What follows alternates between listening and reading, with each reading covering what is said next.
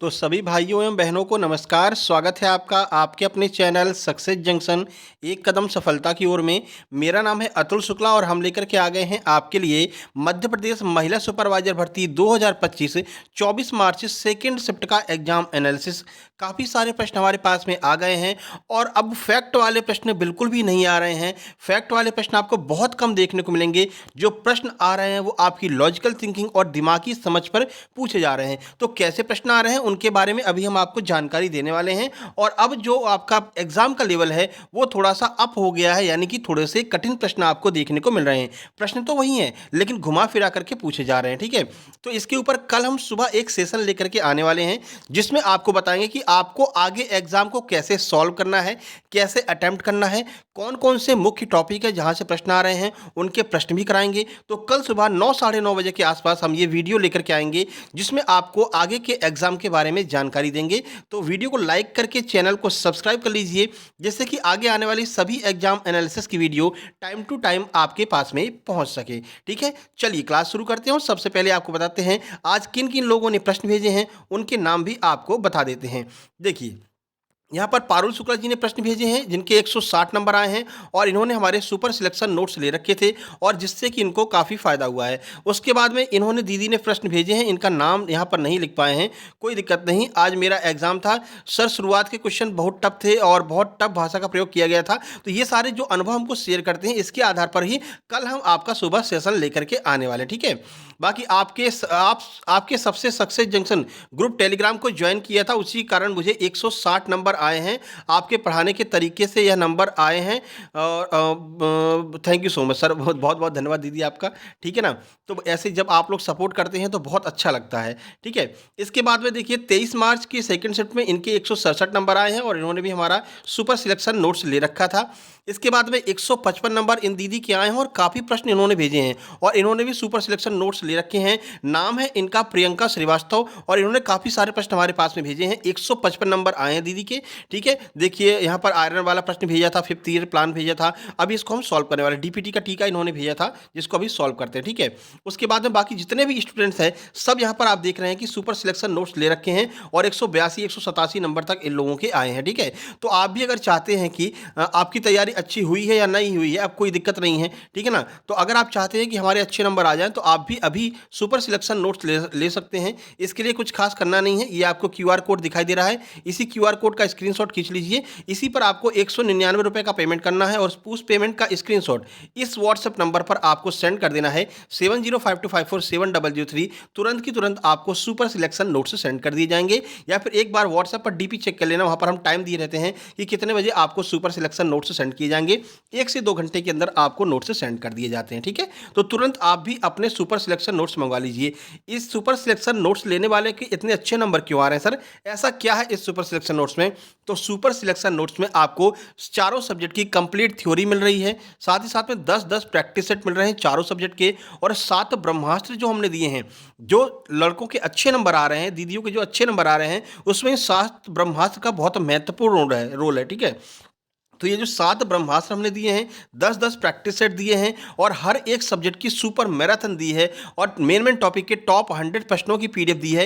ये सारे सब्जेक्ट मिलकर के, ये सारा मटेरियल मिलकर के बहुत अच्छा रोल यहाँ पर जो है अदा कर रहा है लोगों के अच्छे नंबर आने में। ठीक है ना, तो काफ़ी सारे लोग इसका फ़ायदा उठा चुके हैं। आप भी चाहते हैं तो आप भी ये सुपर सिलेक्शन नोट्स लेकर के अपनी तैयारी को और तेज धार दे सकते हैं।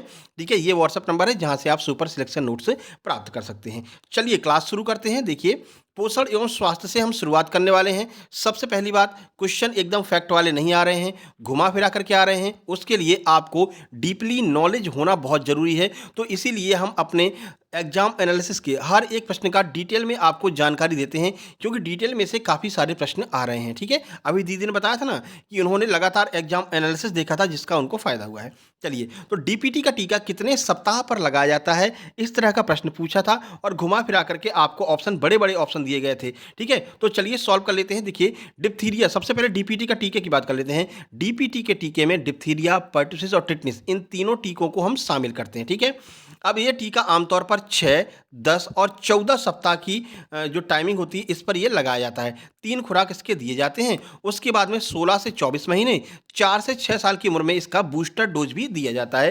तो ये टाइमिंग आपको याद रखनी है। इसका बूस्टर डोज कब देते हैं? 16 से 24 और 4 से 6 साल की उम्र में। और जो बेसिकली जो टीका लगाया जाता है वो कब? तो 6, 10 और 14 सप्ताह की एज में लगाया जाता है। इसको आप अच्छे से करके जाना। चलिए, बाकी कल इसके बारे में डिटेल में आपको जानकारी देंगे। जो ट्रेंडिंग में आपके टीके रहे हैं, जो विटामिन रहे हैं, उनको कल सुबह हम एक साथ में सॉल्व करेंगे और आपको बताएंगे कि आगे आपको कैसे सॉल्व करने हैं जो भी प्रश्न आपके एग्जाम में आ रहे हैं।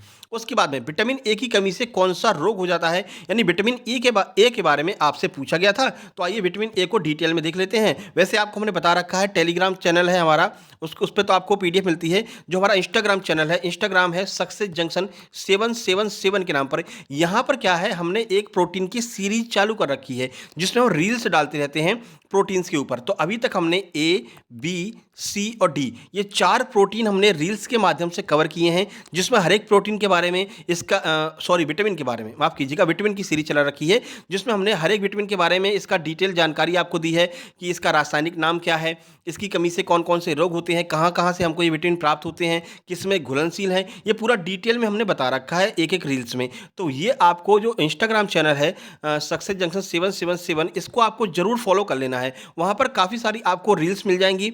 इसके अलावा कंप्यूटर की शॉर्टकट की भी रील हमने वहाँ पर डाल रखी है। तो रील्स से भी आपको यहाँ पर पढ़ाई करवा रहे हैं, ठीक है ना, ये अलग ही लेवल है। ठीक है, आप लोग इंस्टाग्राम पर टाइम खराब करने जाते हैं, हम वहाँ भी पढ़ा रहे हैं। ठीक है, लिंक डिस्क्रिप्शन बॉक्स में दी गई है, वहाँ से आप उसको ज्वाइन कर सकते हैं।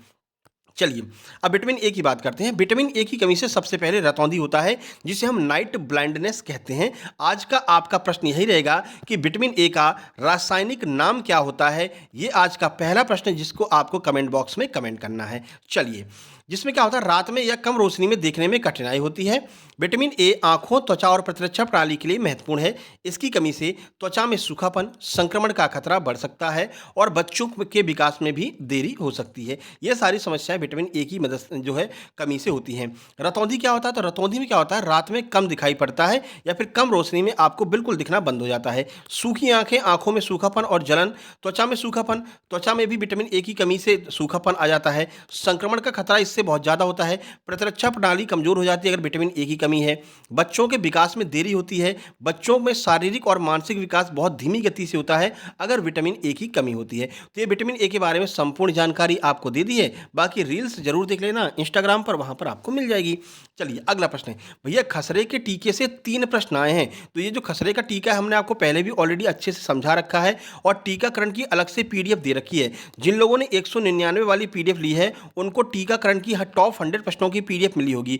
वो टीकाकरण भैया पूरा अच्छे से पढ़ करके जाइए, टॉप 100 प्रश्न, वहीं से ये सारे प्रश्न आ रहे हैं। ठीक है, चाहे खसरा हो गया, डीपीटी हो गया, मम्स हो गया, रुबेला हो गया, इन सबके टीकाकरण वाली पीडीएफ से ही प्रश्न आ रहे हैं, आप देख करके जाना।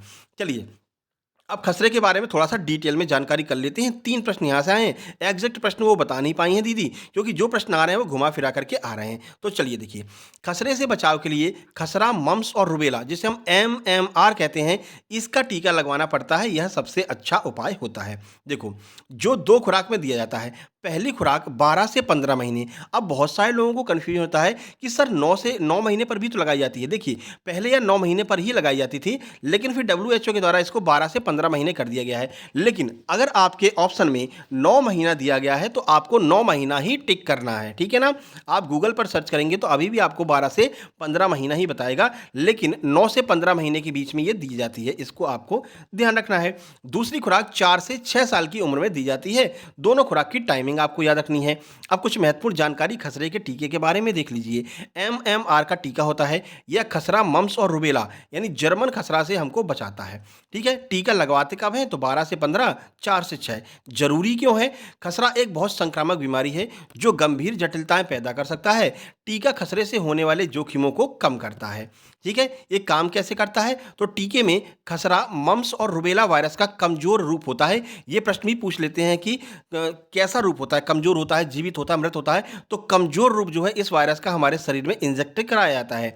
यह वायरस शरीर को संक्रमण से लड़ने के लिए एंटीबॉडी बनाने में मदद करता है। ठीक है, तो ये आपको हमने MMR या फिर खसरे के टीके के बारे में सारी जानकारी दे दी है। यहां से आगे भी प्रश्न बनता है। आज का आपका सेकंड प्रश्न बनेगा कि कोविड-19 से बचने के लिए 2 टीके बहुत ज़्यादा फेमस हुए थे।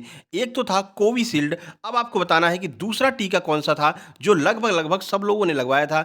दूसरा टीका कौन-सा था कोविड-19 से बचने के लिए, ठीक है? क्योंकि यहाँ से भी प्रश्न अब बनेंगे, टीकाकरण से अच्छे प्रश्न बन रहे हैं। तो टीकाकरण वाली पीडीएफ आप लोग देख कर के जाना। जिन लोगों ने 199 वाली ली होगी उसको उन लोगों को टीकाकरण की पीडीएफ अलग से दी गई है। चलिए, विटामिन सी के बारे में पूछ लिया है। देखो, जितनी हमने रील्स कराई थी ना, रील्स से ही प्रश्न आ गए हैं, ठीक है? विटामिन ए भी पूछ लिया, विटामिन सी भी पूछ लिया। अब जिन लोगों ने रील्स देखी होंगी, उन लोगों ने इसको आराम से क्लियर कर लिया होगा। तो देखो, इसकी कमी से शरीर पर क्या असर पड़ता है? आइए देख लेते हैं। देखो, तो विटामिन सी की कमी से शरीर में कई समस्याएँ हो सकती हैं, जैसे कि स्कर्वी होती है, थकान, मसूड़ों में खून आना, घाव भरने में देरी और कमज़ोर प्रतिरक्षा प्रणाली का सामना करना पड़ता है विटामिन सी की कमी से। आज का तीसरा प्रश्न यहीं पर मिल जाता है आपको। विटामिन सी का रासायनिक नाम क्या होता है? यह आपको कमेंट बॉक्स में कमेंट करना है। 2 से 3 प्रश्न हम आपसे डेली पूछते हैं। ये वे प्रश्न होते हैं जो हमको अचानक से याद आ जाते हैं, क्योंकि लगातार हम एग्जाम एनालिसिस करा रहे हैं, तो ये प्रश्न कहीं न कहीं हमको दिखे रहते हैं एग्जाम एनालिसिस करते वक्त, तो ये प्रश्न हमको याद आ जाते हैं। तो डेली हम आपसे ये प्रश्न पूछते हैं। आपको कमेंट बॉक्स में कमेंट करना रहता है, चाहे आप गूगल से सर्च करके करिए, लेकिन कमेंट बॉक्स में कमेंट जरूर करिए। चलिए, सबसे पहला है स्कर्वी। तो यह एक गंभीर स्थिति है जिसमें मसूड़ों में सूजन, खून आना और दांतों का ढीला हो जाना, ये यानी कि दांतों से संबंधित रोग होता है स्कर्वी, ठीक है? थकान और कमजोरी, विटामिन सी की कमी से ऊर्जा की कमी हो सकती है, जिससे थकान और कमजोरी होती है। घाव भरने में देरी, विटामिन सी कोलेजन के निर्माण में मदद करता है जो घाव भरने के लिए आवश्यक है। अब यहाँ से एक प्रश्न बना था कि कौन सा ऐसा तत्व है जो विटामिन सी की मदद से हमको मिलता है और घाव भरने में आवश्यक है? तो वो कोलेजन होता है, ठीक है? इतना डीपली प्रश्न भी पूछ सकते हैं, इसीलिए हम आपको डीपली नॉलेज दे रहे हैं, ठीक है? देखिए, इसकी कमी से घाव भरने में देरी हो सकती है। मसूड़ों में खून आना, तो विटामिन सी की कमी से स्वस्थ मसूड़े नहीं होते हैं, दिक्कत हो जाती है। इसकी कमी से मसूड़ों में सूजन और खून भी आ सकती है। चलिए, विटामिन सी के बारे में आपको जानकारी होगी। आगे बढ़ते हैं। टिटनिस की रोग की जटिलताएं पूछी गई थी कि अगर टिटनिस रोग हो जाता है तो क्या क्या जटिलताओं का सामना करना पड़ता है, क्या क्या जो है परेशानियां हमको देखनी पड़ती हैं। सबसे पहली बात, टिटनिस को ही हम लॉक जॉ रोग कहते हैं, क्योंकि इसमें क्या होता है, जबड़ा जो होता है वो लॉक हो जाता है। ये प्रश्न भी एक बार पूछा जा चुका है कि लॉक जॉ रोग किसे कहते हैं। देखिए, तो टिटनिस से मांसपेशियां और तंत्रिका तंत्र प्रभावित होते हैं या गंभीर जीवाणु संक्रमण है। ध्यान रखना, ये जीवाणु की वजह से होता है, ठीक है? टिटनिस से सबसे पहले जबड़े और गर्दन में मांसपेशियां अकड़ जाती हैं। इसके बाद यह शरीर के अन्य हिस्सों में भी फैल सकता है। अब टिटनिस से प्रभावित होने वाले अंग कौन कौन से हैं? सबसे पहला है जबड़ा, फिर गर्दन, फिर गला, कंधे, चेहरा, हाथ पैर और पेट। ये ऐसे अंग हैं जो टिटनिस की वजह से जो है प्रभावित होते हैं। आगे बढ़ते हैं, अगला देखते हैं। आयरन की कमी से, ये डायरेक्ट पूछ लिया है, 4 से 5 बार ये प्रश्न पूछा जा चुका है। आयरन की कमी से कौन सा रोग होता है? तो आयरन की कमी से एनीमिया नामक रोग हो जाता है, सबको पता है। देख लीजिए थोड़ी सी जानकारी। आयरन की कमी से एनीमिया नामक रोग हो जाता है, जिसमें शरीर में पर्याप्त मात्रा में स्वस्थ आरबीसी नहीं बनती हैं, रेड ब्लड जो सेल्स होती हैं वो नहीं बनती हैं, ठीक है ना? अगर एनीमिया हो जाता है, जिससे ऑक्सीजन की कमी हो जाती है। आप सबको पता है, ये आरबीसी ही एक ऐसा उपकरण होता है जो हमारे अंदर, हमारे हृदय तक ऑक्सीजन पहुंचाने का कार्य करता है। सारे ऑर्गन्स में ऑक्सीजन कौन पहुंचाता है? आरबीसी पहुंचाता है। एनीमिया के टाइम पर क्या होता है, आरबीसी बनती नहीं है, तो शरीर में ऑक्सीजन नहीं पहुंच पाती है, जिससे कि बहुत ज़्यादा समस्या का सामना करना पड़ता है, ठीक है? ये आयरन की कमी से होने वाला एनीमिया के बारे में जानकारी थोड़ी सी देख लीजिए यहाँ पर। तो देखो, पहले भी आपको बता चुके हैं, एनीमिया एक ऐसी स्थिति है जिसमें शरीर में पर्याप्त मात्रा में आरबीसी नहीं बनती हैं और ऑक्सीजन नहीं पहुंच पाती है। ओके, आगे बढ़ते हैं। अगला प्रश्न समझ में आ रहा है ना? कमेंट बॉक्स में कमेंट करना भैया, लाइक जरूर कर देना। चलिए, बाकी आप सबको पता है, शुक्ला सर ईएसबी के नाम से नया चैनल हमने बनाया है। लगभग 3000 सब्सक्राइबर होने वाले, 2900 सब्सक्राइबर हो गए हैं, 100 सब्सक्राइबर और चाहिए। 3000 सब्सक्राइबर होते ही वहाँ पर क्लासेस शुरू हो जाएंगी। देखो, यहाँ पर एग्जाम एनालिसिस चल रहा है, तो बीच में डिस्टर्ब नहीं करना चाहते हम, ठीक है? तो एमपीएसआई, एमपी टेट और आपका एमपी पुलिस, एमपी आबकारी, मध्य प्रदेश में अच्छी खासी वैकेंसी आने वाली है, आप सबको पता है। कैलेंडर ऑलरेडी आ चुका है। इसके लिए आपकी एमपी जीके सबसे अच्छी होनी चाहिए, क्योंकि कोई भी आपका एग्जाम एमपी का हो, 15 से 20% आपकी एमपी जीके आती ही आती है, ठीक है? तो सबसे पहले हम वहाँ पर एमपी जीके शुरू करेंगे, एकदम जीरो लेवल से हीरो लेवल तक आपको लेकर के जाएंगे कि दोबारा आपको एमपी जीके नहीं पढ़नी पड़ेगी। आपका एमपी पुलिस का एग्जाम है, एमपी पटवारी है, कोई भी एग्जाम हो, 20 नंबर तक की आपकी एमपी जीके आती है। तो ये 20 नंबर हम इस तरह से पक्के करवा देंगे कि यहाँ से एक भी नंबर आपका गलत नहीं होगा, ठीक है ना? उसके बाद में अलग अलग टॉपिक उठाएंगे, जैसे कि आपका मैथ कराएंगे, रीजनिंग कराएंगे, सब कुछ कराएंगे। तो उस चैनल की लिंक आपको कमेंट बॉक्स में मिल जाएगी, ठीक है? उसको सब्सक्राइब कर लेना है, नहीं तो सर्च कर लेना शुक्ला सर ईएसबी, ईएसबी वाला जो लोगो है वहाँ पर ईएसबी करके ऐसे लोगो लगा होगा, उसको सब्सक्राइब कर लेना, ठीक है। अभी शॉर्ट्स वीडियो पुराने किसी के डले हुए हैं, लेकिन अपन एकदम जीरो लेवल से शुरुआत करने वाले हैं, ठीक है, सारे सब्जेक्ट की। देखो निर्जलीकरण का क्या कारण होता है, तो देखो निर्जलीकरण कब होता है, तो निर्जलीकरण तब होता है जब शरीर को पर्याप्त पानी और तरल पदार्थ नहीं मिलते हैं, ठीक है, इसे हम डिहाइड्रेशन कहते हैं। और अगर ये हो जाता है तो ओआरएस घोल लिया जाता है। देखो इसमें होता क्या है, तो जो उल्टी, दस्त और अत्यधिक पसीना या कम पानी पीने से हो सकता है, ठीक है। अगर किसी भी बच्चे को दस्त होने लगता है तो क्या होता है, पानी की कमी हो जाती है। और दस्त से लगातार प्रश्न बन रहे हैं, आज सुबह भी प्रश्न बना था कि दस्त को रोकने के लिए कौन सी वैक्सीन लगाई जाती है। सबको पता है, कमेंट बॉक्स में कमेंट करना है आपको कि दस्त से बचाने के लिए, डायरिया से बचाने के लिए कौन सी वैक्सीन लगती है, ठीक है। मुख्य कारण देख लीजिए, अत्यधिक तरल पदार्थ अगर नुकसान हो जाता है, जैसे कि हमारे शरीर से उल्टी हो रही, दस्त हो रही है, तो ये हमको समस्या हो सकती है। अत्यधिक पसीना आ रहा है, बहुत ज़्यादा तुम व्यायाम कर रहे हो, बहुत ज़्यादा जिम कर रहे हो, पानी पी नहीं रहे हो, तो ये समस्या हो जाएगी, ठीक है। और अगर जलन मतलब कि कहीं से आपको, जैसे आप जल गए हैं आग की वजह से, किसी पदार्थ से आप जल गए हैं, तो भी आपका जो है यहाँ पर पानी का लॉस हो सकता है और ये समस्या का सामना करना पड़ सकता है।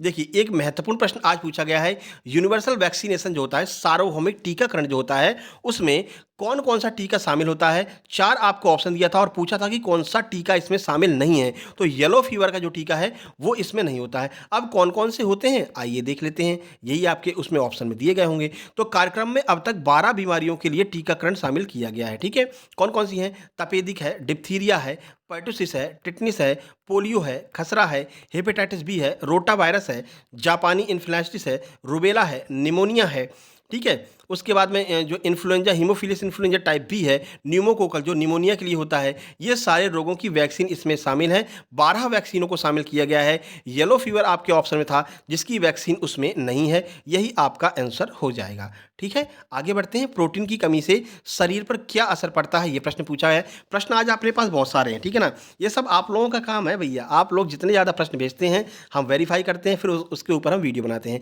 तो आपसे भी निवेदन है, अगर आगे आपका एग्जाम है तो 1 से 1.5 घंटे के अंदर अपने आपको जितने प्रश्न याद हो अपने नाम के साथ में जरूर शेयर कीजिएगा। देखो तो शरीर में प्रोटीन की कमी से मांसपेशियों की कमजोरी, थकान, बालों का झड़ना, त्वचा का रूखापन, इम्यूनिटी कमजोर जैसे लक्षण दिखाई दे सकते हैं। बाकी आप सबको ऑलरेडी बता चुके हैं, क्वासियोर का रोग हो सकता है, रिकेट्स हो सकता है, इन सब के बारे में ऑलरेडी जानकारी दे चुके हैं। चलिए सामान्य ज्ञान, सामान्य ज्ञान में आज प्रश्न पूछा था, अनुच्छेद 300 ए से एक प्रश्न पूछा गया था, आर्टिकल 300 ए। तो थोड़ा सा समझा देते हैं, डिटेल में अभी समझाते। देखो अनुच्छेद 300 ए कहता क्या है, तो विधि के प्राधिकार के बिना किसी व्यक्ति को उसकी संपत्ति से वंचित नहीं किया जाएगा, यह भारत का संविधान कहता है। देखो अब शुरू से समझाते हैं। देखो क्या हुआ था कि शुरुआत में क्या था, ये जो आपका विधि का अधिकार है, ये विधि का अधिकार, सॉरी, आपका जो संपत्ति का अधिकार है, जो संपत्ति का अधिकार है, ये पहले हमारा मौलिक अधिकार हुआ करता था, ठीक है ना। तो क्या हुआ, भारत आज़ाद हुआ, ठीक है। अब हम सड़क वगैरह कुछ बना रहे हैं तो किसी का घर बीच में आ जा रहा है, तो इसका संपत्ति का अधिकार मौलिक अधिकार है। अब अगर इसका घर तोड़ते हैं तो सीधे ये सुप्रीम कोर्ट चला जा रहा है। हमने आपको बताया था मौलिक अधिकारों के विरुद्ध आप सीधे सुप्रीम कोर्ट में जा सकते हैं, और सुप्रीम कोर्ट में मामला टंग गया तो ये जो हाईवे का कार्यक्रम है यहीं पर रुक जाता था। तो ऐसे तो बहुत समस्या आने लगी। तो वहाँ पर यह सोचा गया, यार ऐसे तो अपना भारत विकसित हो ही नहीं पाएगा। तो फिर संविधान संशोधन किया गया, 44वां संविधान संशोधन 1978 में किया गया, जिसमें मोरारजी देसाई जी की सरकार ने कहा, देखो भैया ऐसा है, संपत्ति का अधिकार तो रहेगा तुम्हारा, लेकिन अब हम इसको कानूनी अधिकार बना देंगे और आर्टिकल 300 ए में डाल देंगे, ठीक है। इससे क्या है कि अगर यहाँ पर हम सड़क बना रहे हैं, आपका घर बीच में आ रहा है, तो देखो आपसे वो मांगी जाएगी, मतलब परमिशन मांगी जाएगी, और आपको परमिशन देनी पड़ेगी। कैसे देनी पड़ेगी, तो जो रियल प्राइस चल रहा है ना, जैसे मान लीजिए बीघा की, मान लो 300 रुपये का कोई ऐसा इतनी जगह मिल रही, ठीक है, तो आपको उसका 3 गुना या 4 गुना हम पे करेंगे, यानी कि 1200 रुपये आपको पे करेंगे इतनी जगह के लिए। तो वर्तमान कीमत से 3 या 4 गुना कीमत दे करके आपकी इस ज़मीन को ले लिया जाएगा, और जो हाईवे है वो सीधा निकल जाएगा, ठीक है ना। तो यही तो वजह है कि वहाँ पर अभी आप नोएडा वेडम देखिए, नोएडा के लोग करोड़पति बन गए। कहाँ बन गए हैं कि नोएडा में क्या है, बहुत सारे हाईवेज निकले हैं, नोएडा एक बहुत अच्छी सिटी बन चुकी है, ठीक है ना। तो जिन जिनका घर हाईवे में आ गया था भैया, लगभग 3 गुना 4 गुना पैसे लेकर के बढ़िया से आराम से अय्यासी कर रहे हैं, ठीक है ना। तो ये 300 ए में डाल दिए गया। अब इसके खिलाफ क्या होता है, अगर आपका जो है घर मकान बीच में आ रहा है तो सरकार आपको पैसा देगी, और अधिक पैसा देगी, और आपका घर मकान ले लिया जाएगा। उसके बदले आप कहीं पर जमीन खरीद करके अपना घर मकान बनवा सकते हैं, ठीक है। पूरा समझ में आ गया होगा। आर्टिकल 300 ए क्या है, 44वां संविधान संशोधन क्या है, क्यों इसको लागू किया गया, कानूनी अधिकार क्या होता है, आ गया समझ में। आगे बढ़ते करते हैं, अगला प्रश्न देखते हैं। पूरा डिटेल में आपको समझाएंगे, संविधान पढ़ाएंगे ना एमपीएसआई के लिए, बढ़िया से समझाएंगे, बिल्कुल टेंशन फ्री रहिए। चलो भैया, किशोर न्याय संरक्षण एक्ट कब लागू किया गया? तो भैया 15 जनवरी 2016 को इसको लागू किया गया था, संशोधन भी किए गए थे, पूरा देख लेते हैं। तो किशोर न्याय, इसको ग्रीन कर हाँ ग्रीन कर लो चलो। किशोर न्याय बच्चों की देखभाल और संरक्षण अधिनियम 2015 15 जनवरी 2016 से लागू हुआ था। देखो अधिनियम का नाम क्या है? किशोर न्याय अधिनियम 2015। लागू होने की तिथि 15 जनवरी 2016। संशोधन भी हुआ इसमें, कब हुआ तो देख लीजिए। इस अधिनियम को किशोर न्याय बच्चों की देखभाल एवं संरक्षण संशोधन अधिनियम 2021 के द्वारा संशोधित किया गया है, जो 1 सितंबर 2022 से लागू है। लेकिन ये बाद वाली डेट आपसे नहीं पूछते हैं, 2016 वाली ही डेट उसमें ऑप्शन में दिया गया था। चलिए अब थोड़ा सा आपको दिमागी आधार वाले प्रश्न आए हैं। दहेज प्रथा से एक महिला पर क्या नकारात्मक प्रभाव पड़ता है? अब ये 4 ऑप्शन दिए रहेंगे, उसमें 3 ऑप्शन आपके नेगेटिव होंगे, एक पॉजिटिव होगा, वही आपका आंसर होगा। तो देखिए क्या नकारात्मक प्रभाव पड़ता है। तो दहेज प्रथा से महिलाओं के लिए कई तरह के हानिकारक है, जिसमें उन्हें आर्थिक, सामाजिक और मानसिक नुकसान होता है, जहां तक कि जान भी जा सकती है। ठीक है, अब प्रमुख नकारात्मक प्रभाव देख लीजिए, यहाँ पर पूरा डिटेल में दिया है। आर्थिक नुकसान क्या होता है कि दहेज प्रथा से परिवार को भारी खर्चा उठाना पड़ता है, जिससे कि आर्थिक नुकसान होता है। सामाजिक नुकसान क्या होता है? दहेज प्रथा के कारण महिलाओं को कम महत्व दिया जाता है। जैसे मान लीजिए लड़की पैदा हो गई, तो सबसे पहले जो माताएं होती हैं, दादी लोग जो होती हैं, उनके दिमाग में आता है अरे भैया लड़की पैदा हो गई, अब कहाँ से दहेज देंगे। दहेज वाली बात सबसे पहले दिमाग में आ जाती है। तो इससे क्या होता है कि दहेज प्रथा के कारण महिलाओं को कम महत्व दिया जाता है। ठीक है, जबकि ऐसा होना नहीं चाहिए। आज सुबह ही हमने आपको बताया था, यूपीएससी में टॉप 5 में 5 महिलाएं हैं, एमपीपीएससी में टॉप 10 में 5 महिलाएं हैं। ठीक है, तो पढ़ने लिखने में जब इतने ये लोग आगे हैं, तो आप लोग उनके साथ में भेदभाव क्यों कर रहे हैं भैया, है ना। चलिए, मानसिक नुकसान भी होता है। अब मान लीजिए दहेज नहीं दिया, तो वो जब ससुराल में जाएंगी तो सास हो गई, ससुर हो गई, ननद हो गए, वो सब लोग उसको परेशान कर रहे हैं, मानसिक रूप से प्रताड़ित कर रहे हैं। तो ये जो लड़कियां मुस्कुराते हुए पैदा होती हैं, वो दहेज प्रथा की वजह से एकदम से नर्वस हो जाती हैं और बाद में उनको परेशानियों का सामना करना पड़ता है। तो ये अवसाद का सामना करना पड़ता है। आगे बढ़िए भैया। अब एक प्रश्न आपका लैंगिक उत्पीड़न से आया था, पॉक्सो एक्ट से आज प्रश्न पूछा गया है, पॉक्सो एक्ट से देख लीजिए। देखिए, और एक्ट वाली पीडीएफ अलग से दे रखी है आपको। जिन लोगों ने 199 की पीडीएफ ले रखी है, उनको एक्ट की अधिनियम की टॉप 100 प्रश्नों की पीडीएफ दे रखी है।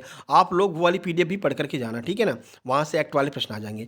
लैंगिक उत्पीड़न अधिनियम 2012, जिसे हम पॉस्को एक्ट कहते हैं, सजा की अवधि पूछी गई थी। ठीक है, तो सजा की अवधि का प्रावधान है, इसमें क्या होता है, न्यूनतम 3 साल से लेकर के आजीवन कारावास तक की सजा दी जा सकती है। तो सजा आपको याद रखना है।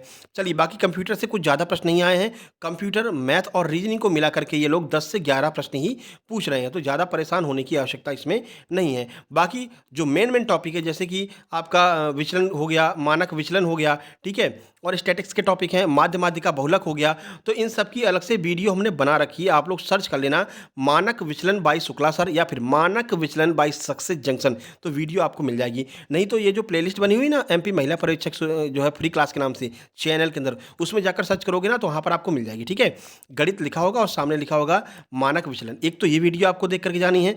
दूसरा एक और वीडियो है जो कि 19 तारीख को हमने अपलोड की थी, उसमें भी गणित लिखा हुआ है और नीचे लिखा है माध्य माध्यिका बहुलक परिसर।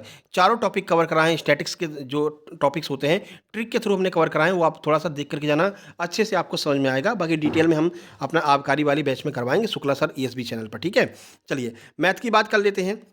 देखिए, तो मैथ में अनुपात से 2 प्रश्न है, बहुत सिंपल लेवल के। ठीक है, इसके बाद में एक प्रश्न आता है, ए किसी कार्य को 5 दिन में कर सकता है, बी 10 दिन में कर सकता है, दोनों मिलकर कितने दिन में करेंगे। ऑलरेडी आपको बता रखा है, 5 गुणा 10 कर दीजिए, नीचे इन दोनों को जोड़ दीजिए, 10 और 5 15, 5 से काटिए 3 बार, 3 से 10 को काट दीजिए, 3 सही, 1/3 इसका आंसर आ जाएगा। ठीक है ना, 10/3 इसका बिल्कुल सही आंसर आ जाएगा। तो बहुत सिंपल प्रश्न पूछ रहे हैं मैथ में, जो भी पूछ रहे हैं। बाकी परसेंटेज से भी प्रश्न पूछा गया है। रीजनिंग में आज थोड़ा सा परिवर्तन किया है, फिर से वो लोग दर्पण का प्रश्न पूछने लगे हैं, मिरर इमेज वगैरह फिर से पूछने लगे हैं। तो रीजनिंग और मैथ की भी पीडीएफ हमने 199 के अंदर मैथ की ट्रिक वाली पीडीएफ दे रखी है। शुरुआत में, एकदम शुरुआत में ट्रिकी मैथ करके एक पीडीएफ आपको मिली होगी, उसको भी आप थोड़ा सा देख करके जाना। हर टॉपिक की वहां पर ट्रिक दी गई है। ठीक है, बाकी ऑड वन आउट के प्रश्न पूछे हैं, ब्लड रिलेशन, कोडिंग डिकोडिंग से प्रश्न मैथ और रीजनिंग में पूछे गए हैं।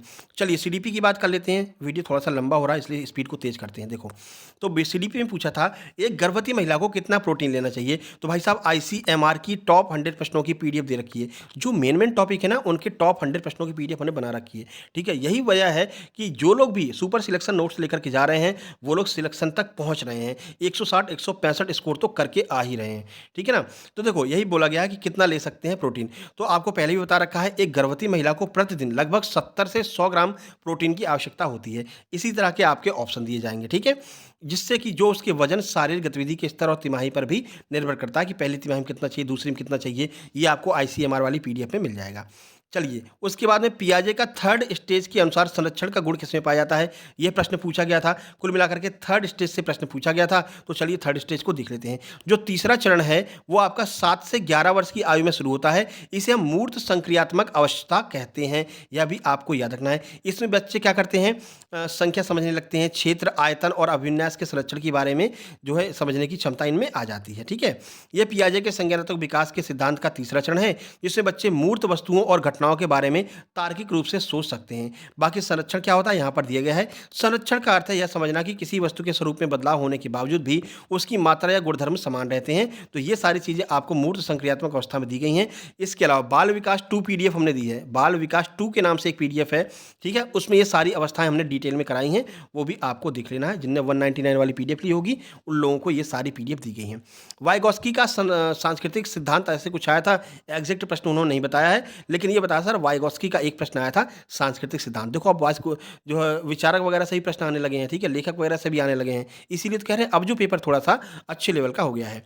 चलिए, अगला कंडीशन वाला प्रश्न था, अगर किसी गर्भवती महिला का टीकाकरण नहीं करते हैं तो उस पर क्या असर पड़ेगा। 4 ऑप्शन आपको दिए रहेंगे, अपनी दिमागी समझ पर इसको सॉल्व करना रहेगा। ठीक है, तो ऐसे ऑप्शन दिए रहेंगे कि टीकाकरण नहीं करने से क्या असर पड़ेगा। तो उसको जो है खतरा, मतलब कि संक्रमण का खतरा हो सकता है, कोई असर नहीं पड़ेगा, स्वस्थ रहेगी, खुश रहेगी। तो ये तीनों तो बिल्कुल हट जाएंगे भैया। टीकाकरण नहीं कराओगे तो क्या ऐसा हो सकता है कि स्वस्थ रहे, खुश रहे, नहीं, उस पर संक्रमण का खतरा रहेगा। तो ये वाला आपका आंसर हो जाएगा। ठीक है, बाकी कल आपको अच्छे से समझाएंगे सुबह वाली वीडियो में।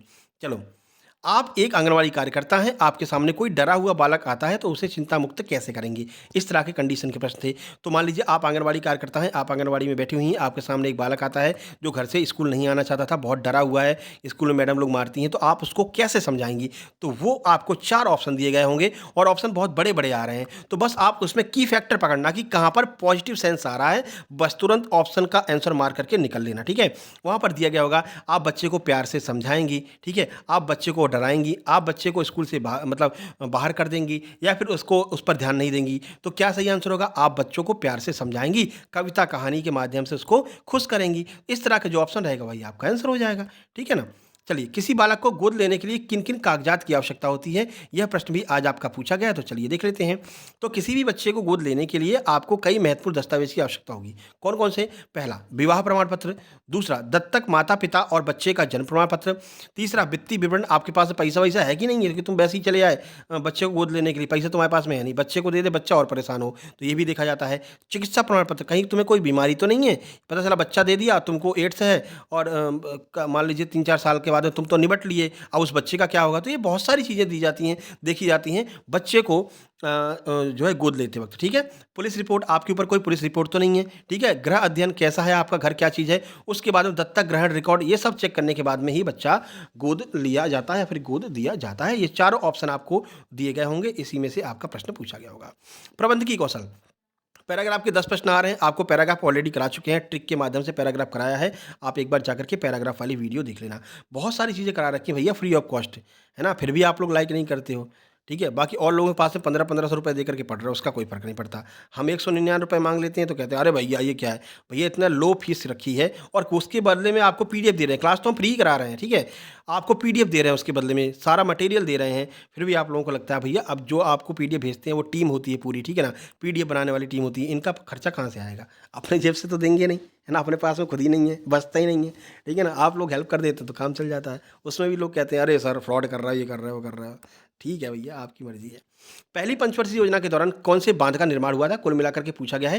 पहली पंचवर्षीय योजना में कौन सी सिंचाई परियोजना शुरू हुई थी, तो देख लीजिए। पहली पंचवर्षीय योजना 51 से 56 तक चली थी। पंचवर्षीय योजना की टॉप 100 प्रश्नों की पीडीएफ आपको दे रखी है 199 वालों को, आप लोग देख करके जाना। ठीक है, देखो भारत में कई महत्वपूर्ण परियोजना की शुरुआत हुई, जिनमें कौन कौन सी थी। भाखड़ा नागल परियोजना, ये आपके ऑप्शन में दी गई थी, यही इसका आंसर था। हीराकुंड बांध परियोजना, ये प्रमुख थी, ये दो आपको ऑप्शन में दी जाएंगी। ठीक है, और ये भाखड़ा नांगल वाली आज ऑप्शन में दी गई थी। तो पंचवर्षीय योजनाओं से भी प्रश्न आज पूछे गए हैं और 2 प्रश्न पूछे गए हैं। देखिए, 5वीं पंचवर्षीय योजना किस मॉडल पर आधारित थी? तो देखो, 5वीं पंचवर्षीय योजना 1974 से 78 तक चली। गॉडगिल फॉर्मूले के आधार पर योजना में सहायता वितरित की गई थी। यह फॉर्मूला समाज विज्ञानी ध्यानचंद रामचंद गॉडगिल के नाम पे रखा गया था। अब इसमें ऐसे दिया गया था कि इस योजना ने क्या-क्या कार्य किए। तो देखो, 5वीं पंचवर्षीय योजना के बारे में ज़रूरी बातें। इस योजना ने रोजगार, गरीबी उन्मूलन और न्याय पर जोर दिया। इस योजना ने कृषि उत्पादन और रक्षा में आत्मनिर्भरता पर ध्यान दिया। इस योजना के तहत न्यूनतम जरूरत कार्यक्रम एमएनपी भी शुरू किया गया था। ये मोस्ट इंपोर्टेंट है, आगे भी पूछा जाएगा। इस योजना के तहत काम के बदले अनाज, ये भी आपका महत्वपूर्ण है, ठीक है, कार्यक्रम भी शुरू किया गया। तो ये 5वीं पंचवर्षीय योजना से प्रश्न पूछा गया था। वहीं बात करते हैं, अगला प्रश्न था लोकतांत्रिक नेतृत्व किसे कहते हैं? तो आपको बहुत डिटेल में समझा रखा था। लोकतांत्रिक नेतृत्व का मतलब है एक आपका नेता होगा, ठीक है, और उसके नीचे बहुत सारे नेता होंगे और बहुत सारे लोग होंगे, लेकिन इन लोगों के पास में भी इतनी पावर होगी कि इसको हटा सकते हैं। तो यही आपका लोकतांत्रिक नेतृत्व होता है, जिसमें सबकी सहभागिता होती है, ठीक है। जैसे अपना भारत एक लोकतांत्रिक देश है, इसमें क्या होता है, आपकी विधानसभा है, राज्यसभा है, लोकसभा है, सब कुछ है। ये लोग ही डिसाइड करते हैं कि ऊपर कौन बैठेगा, ठीक है ना। तो ये आपका लोकतंत्र का एक उदाहरण हो गया। अब देखिए, लोकतांत्रिक नेतृत्व एक ऐसी नेतृत्व शैली है जिसमें नेता निर्णय लेने की प्रक्रिया में टीम के सदस्यों को शामिल करते हैं। खुद नहीं निर्णय लेगा, अकेले नहीं करेगा भैया, तानाशाही नहीं करेगा, तानाशाही नहीं चलेगी, ठीक है। जिसमें सभी को अपनी राय और विचार व्यक्त करने का अवसर मिलता है, इसी को हम लोकतांत्रिक नेतृत्व कहते हैं। उम्मीद करते हैं सारी चीज़ें आपके समझ में आ गई होंगी। अब समझ में आ गई हैं तो काहे लेट कर रहे हो भैया, वीडियो को लाइक कर दीजिए, शेयर और सब्सक्राइब कर दीजिए। ये हमारा फेसबुक पेज है, सक्सेस जंक्शन के नाम से फेसबुक पर है। हर जगह आपको हम मिलेंगे। यहाँ पर छोटे-छोटे आर्टिकल्स बना करके हम डालते रहते हैं, जैसे कि डिप्थीरिया पर हो गया, टिटनेस पर हो गया, वैक्सीनेशन पर हो गया, टीकाकरण क्यों ज़रूरी है, तो वो भी आपको जा करके पढ़ लेना है, वहाँ से भी प्रश्न आ रहे हैं, ठीक है। बाकी इंस्टाग्राम बता दिया है, सक्सेस जंक्शन 777 के नाम से इंस्टाग्राम है, जहाँ पर हमने विटामिन की सीरीज चालू की है। सारे विटामिन हम वहाँ पर करा रहे हैं रील्स के माध्यम से। उसके बाद में शुक्ला सर ईएसबी टाइप करके सर्च करना, आपको चैनल मिल जाएगा। उस पर 2902.9 के सब्सक्राइबर हैं भैया, और बढ़वा दो जल्दी से, 3000 हो जाएं तो क्लासेस शुरू कर देंगे, ठीक है। बाकी इस वीडियो को लाइक, शेयर और सब्सक्राइब कर देना। मिलते हैं, नीचे आपको सारी लिंक मिल जाएंगी डिस्क्रिप्शन बॉक्स में। जो मोर लिखा रहता है ना, मोर टाइटल के नीचे मोर लिखा रहता है, डॉट डॉट डॉट, उसी पर क्लिक करेंगे तो डिस्क्रिप्शन बॉक्स खुल जाएगा। वहाँ पर इन सब की लिंक आपको मिल जाएगी। इन लिंक के थ्रू भी आप लोग ज्वाइन कर सकते हैं। चलिए मिलते हैं कल सुबह सबसे पहले 9:30 बजे। एक आपको पूरा अच्छा सा वीडियो लेकर के आएंगे, जिसमें आपको आगे की स्ट्रेटजी बताएंगे कि कैसे आपको एग्जाम को अटेम्प्ट करना है, क्या-क्या आपको सावधानियां बरतनी है, क्योंकि अब एग्जाम का लेवल थोड़ा-सा चेंज हो गया है, ठीक है। तो अब थोड़ा-सा अपनी रणनीति में भी आपको चेंज करना पड़ेगा। पुरानी रणनीति पर अब काम नहीं चलने वाला है। तो क्या रणनीति बनानी है अपने एग्जाम को अच्छे से क्वालिफाई करने के लिए, अच्छे नंबर लाने के लिए, वो कल सुबह आपको बताएँगे। उसके बाद में 3 बजे फर्स्ट शिफ्ट का एग्जाम एनालिसिस और 9 बजे सेकंड शिफ्ट का एग्जाम एनालिसिस। लेकिन आप लोग प्रश्न जरूर भेजना, आपसे निवेदन है। नंबर आपको वही दिया गया है, 7052547003, ठीक है। बाकी पीडीएफ वाले बिल्कुल परेशान नहीं होना। एक-एक व्यक्ति को हम पीडीएफ भेज करके तभी सोते हैं, सोते-सोते हमको 12:30 बज जाते हैं। लेकिन एक-एक व्यक्ति को हम ढूँढ-ढूँढ करके सबको पीडीएफ भेज करके तभी सोते हैं, ठीक है। तो चलिए मिलते हैं नेक्स्ट वीडियो में, तब तक के लिए नमस्कार, धन्यवाद।